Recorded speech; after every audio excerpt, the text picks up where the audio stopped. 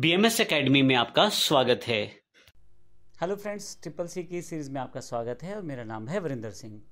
पिछले सेशन में हमने आउटपुट डिवाइसेस की जानकारी ली थी, जिसमें हमने आउटपुट सेगमेंट को पढ़ा, कंप्यूटर के प्रिंटर, मॉनिटर, एलसीडीज इत्यादि के बारे में। इस सेशन में हम कंप्यूटर की मेमोरी और स्टोरेज की जानकारी लेने वाले हैं।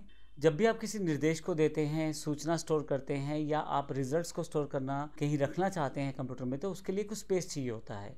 उस स्पेस को हम कंप्यूटर की मेमोरी कहते हैं। कंप्यूटर की मेमोरी में जो डेटा स्टोर किया जाता है वो बाइनरी डिजिट्स यानी कि 0 और 1 के रूप में स्टोर किया जाता है। पूरी की पूरी कंप्यूटर की जो मेमोरी सेगमेंट है वो दो पार्ट्स में बटा हुआ है। प्राइमरी मेमोरी, जिसको इंटरनल मेमोरी भी कहा जाता है, और सेकेंडरी मेमोरी, जिसको एक्सटर्नल मेमोरी भी कहा जाता है। अगर मैं प्राइमरी मेमोरी की बात करूं तो रैम और रोम जो है वो प्राइमरी मेमोरी के पार्ट हैं, और अगर मैं सेकेंडरी मेमोरी की बात करूं तो floppy disk, hard disk, CD, DVD, pen drive, ये सब जो हैं ये सेकेंडरी मेमोरी के पार्ट हैं।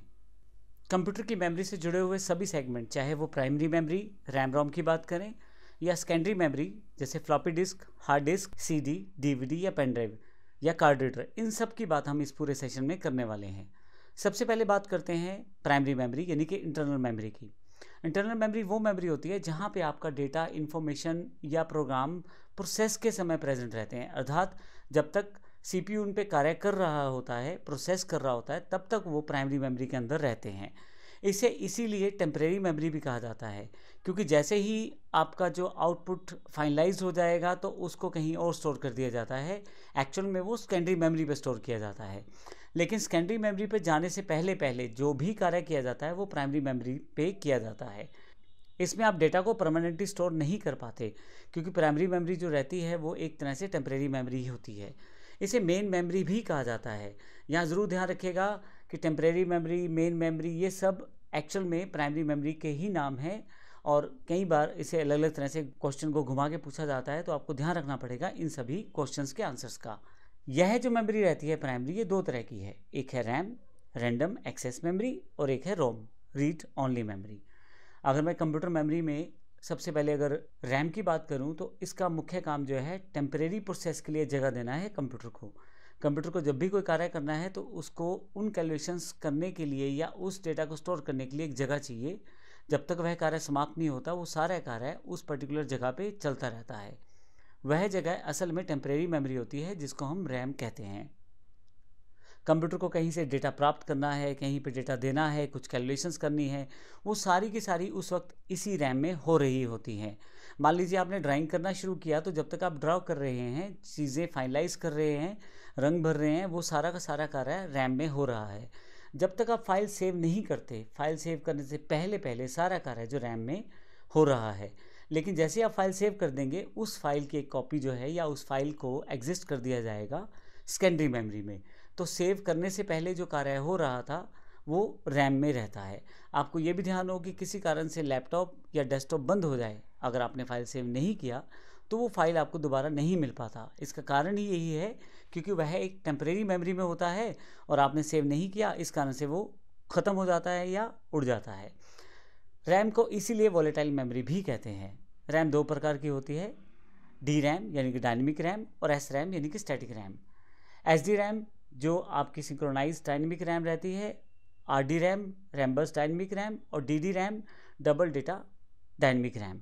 इस तरह से स्टैटिक रैम है उसमें नॉन वॉलेटाइल एस रैम रहती है, स्पेशल एस रैम रहती है, असिंक्रोनाइज एस रैम रहती है और सिंक्रोनाइज एस रैम रहती है।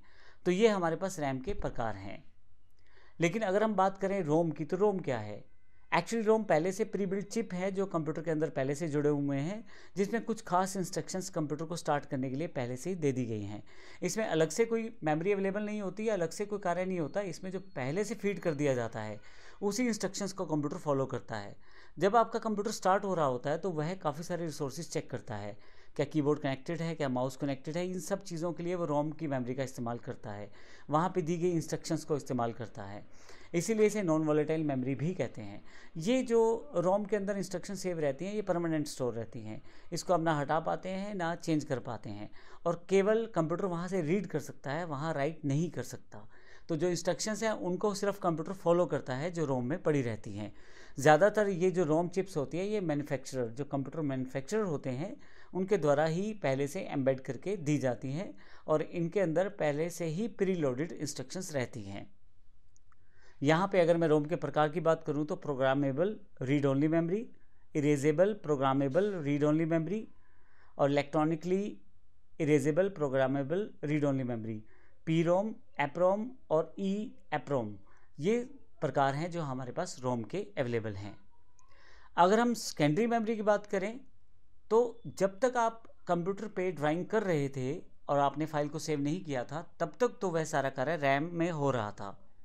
फाइनली आपकी ड्राइंग कंप्लीट हो चुकी है, आपका सारा प्रोसेस तैयार हो चुका है, अब आप फाइल को सेव करना चाहते हैं तो अब उसको एक जगह चाहिए जहाँ पे उस फाइल को परमानेंट स्टोर किया जा सके, ताकि किसी कारण से कंप्यूटर बंद हो जाए, लाइट चली जाए तो आपको फाइल दोबारा मिल जाए। यह बिल्कुल ऐसा हुआ कि आपने एक रफ कॉपी लगा रखी है जहाँ पे आप अपना कार्य करते हैं, वो रैम कहलाती है, और जब फाइनली आप उस पूरे काम को सेव करके अपनी फेयर कॉपी में रख देते हैं तो वह हार्ड डिस्क कहलाती है। असल में रैम में जब तक आप फाइल सेव नहीं करते वो सारा कार्य वहाँ रैम में रहता है, परंतु किसी कारण से लाइट चली जाए तो उस समय आपका डेटा लॉस हो सकता है। और जब आपने अगर एक बार फाइल सेव कर दी तो उसको जगह चाहिए फाइल सेव रखने के लिए, इसके लिए हम सेकेंडरी मेमोरी का इस्तेमाल करते हैं। सेकेंडरी मेमोरी कई तरह की है। फ्लॉपी डिस्क अब बंद हो गए हैं। प्लास्टिक की एक छोटी सी डिस्क होती थी जिसमें मैग्नेटिक मटेरियल की एक लेयर चढ़ी होती थी और ये अलग अलग साइज़ की होती थी और इसको प्रयोग किया जाता था बहुत पहले। ज़्यादा डेटा भी स्टोर नहीं कर सकते थे और कॉस्ट में भी ये महंगी पड़ जाती थी, लेकिन फिर भी आप एटलीस्ट एक जगह से दूसरी का डेटा ट्रांसफ़र करने के लिए इसका प्रयोग कर सकते थे। आजकल ये आउटडेटेड है और इसका प्रयोग नहीं किया जाता। इसके अलावा हार्ड डिस्क, यह वैसे तो एक्सटर्नल मेमोरी है लेकिन कंप्यूटर के अंदर CPU भाग में कैबिनेट में जुड़ी रहती है। इसमें ही मुख्यतः सारा डेटा स्टोर करके रखा जाता है। हार्ड डिस्क मैग्नेटिक डिस्क से मिलकर बनी होती है और डिस्क के अंदर प्लेटर होता है, उसी प्लेटर में ट्रैक और सेक्टर्स होते हैं। एक सेक्टर में 512 बाइट का डेटा स्टोर होता है। तो एक तरह से ये सभी सेक्टर्स, ट्रैक, प्लेटर सब मिलके एक हार्ड डिस्क फॉर्म करते हैं जिसमें आप अपनी फाइल को सेव करके रख सकते हैं। परंतु किसी कारण से आपको फाइल किसी दूसरे व्यक्ति को देनी है तो बजाय हार्ड डिस्क देने के आप उसको CD या DVD में ट्रांसफ़र कर दें। तो CD की जो कैपेसिटी रहती है वो 700 MB। फिर से यह है एक तरह से सेकेंडरी स्टोरेज है, इसमें आप अपनी फाइल राइट कर सकते हैं और CD को किसी को दे सकते हैं। तो असल में आपने किया ये है कि जो आपके पास हार्ड डिस्क में आपकी फ़ाइल सेव थी उसको उठा के आपने CD में कॉपी पेस्ट किया और वो CD किसी व्यक्ति को दे दी। तो इस तरह से आप उस फाइल को उसे दे सकते हैं। ज़्यादातर CDs में आप जब एक बार CD राइट कर लेते हैं तो दोबारा उसको री राइट नहीं कर सकते। कुछ स्पेसिफिक CDs आती हैं री राइटेबल CDs, लेकिन अब आजकल क्योंकि पेन ड्राइव का दौर है, मेमोरी कार्ड का दौर है, तो इसका प्रयोग बहुत कम हो चुका है। CD के अंदर यानी कि कॉम्पैक्ट डिस्क के अंदर 700 MB का डेटा स्टोर किया जाता है। CD का एक सुधरा हुआ रूप या एक बेहतर रूप है DVD। इसमें डेटा बहुत ज़्यादा जाता है, 4.7 GB से लेकर 17 GB तक डेटा स्टोर कर सकते हैं और इसमें अलग अलग साइज़ की DVDs अवेलेबल रहती हैं। इसमें CD और DVD दोनों में एक कॉमन इशू रहता है स्क्रैच का। अगर आपकी CD DVD पे स्क्रैच आ गया तो फिर वहाँ से डेटा को रीड करना या राइट करना बड़ा टिपिकल है। दूसरा प्रॉब्लम ये रहता है, अगर आपने DVD या CD को एक बार राइट कर दिया है तो आप दोबारा उस पर डेटा नहीं डाल सकते। वो CD DVD वंस राइट वाला फंक्शन रहता है, एक बार आपने राइट कर दिया तो बस उतना ही डेटा उसमें रहेगा। लेकिन आज की जो रिक्वायरमेंट है उसके अकॉर्डिंग चीज़ें बदल चुकी हैं। ना अब इस वक्त CD का ज़्यादा प्रयोग होता है ना DVD का। इस समय पेन ड्राइव और मेमोरी कार्ड का युग है तो इनको यूज़ किया जाता है। पेन ड्राइव और मेमोरी कार्ड आपको पता होगा क्योंकि पेन ड्राइव जो है हम कंप्यूटर के डिवाइस के साथ लगाते हैं और मेमोरी कार्ड मुख्यतः मोबाइल्स के साथ प्रयोग किए जाते हैं। हालांकि वो कार्ड रीडर के साथ आप उनको कंप्यूटर के साथ भी एज अ पेन ड्राइव भी यूज़ कर सकते हैं। पेन ड्राइव एक पोर्टेबल डिवाइस है। इसको हम USB डिवाइस या ड्राइव के नाम से भी जानते हैं। प्लग एंड प्ले डिवाइस है। इसमें आपको केवल कंप्यूटर के साथ लगाना है और आपका डेटा आपके पास दिखाई देना शुरू हो जाएगा। और इसकी सबसे अच्छी बात है आप जितनी बार चाहे डेटा रीड करें, जितनी बार चाहे डेटा राइट करें।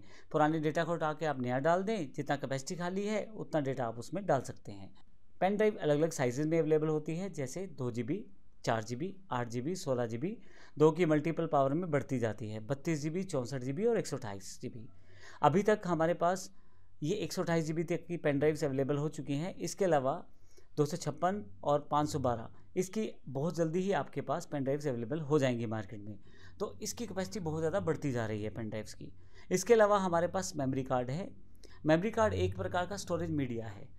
असल में ये छोटा सा कार्ड रहता है बिल्कुल पेन ड्राइव की तरह, जिसमें आप वो सारे कार्य कर सकते हैं जो पेन ड्राइव में कर सकते हैं। लेकिन मुख्यतः इसका जो प्रयोग किया जाता है वो digital cameras, digital cam recorders, mobiles, MP3 players इत्यादि में डेटा रखने के लिए किया जाता है। आप मुख्यतः करते क्या है, मेमोरी कार्ड में अपने टॉपिक्स, वीडियोस, ऑडियोज़ को भर लेंगे और आप अपने मोबाइल में उसे देख सकते हैं। ये मुख्य कार्य रहता है मेमोरी कार्ड का। लेकिन मेमोरी कार्ड को कार्ड रीडर के साथ इस्तेमाल किया जाए तो पेन ड्राइव की तरह भी इस्तेमाल किया जा सकता है। तो इस पूरे सेक्शन में हमने देखा कि हमारे पास मेमोरीज कितने प्रकार की हैं, किस किस तरह से हम उसे प्रयोग कर सकते हैं। मुख्यतः हमने देखा कि प्राइमरी मेमोरी है जिसमें रैम रोम शामिल है, और सेकेंडरी मेमोरी जिसमें floppy disk, hard disk, CD, DVD, pen drive और कार्ड रीडर्स शामिल हैं। अगले सेक्शन में हम बात करने वाले हैं दो इंपॉर्टेंट कॉन्सेप्ट, वर्चुअल मेमोरी और कैश मेमोरी की। धन्यवाद।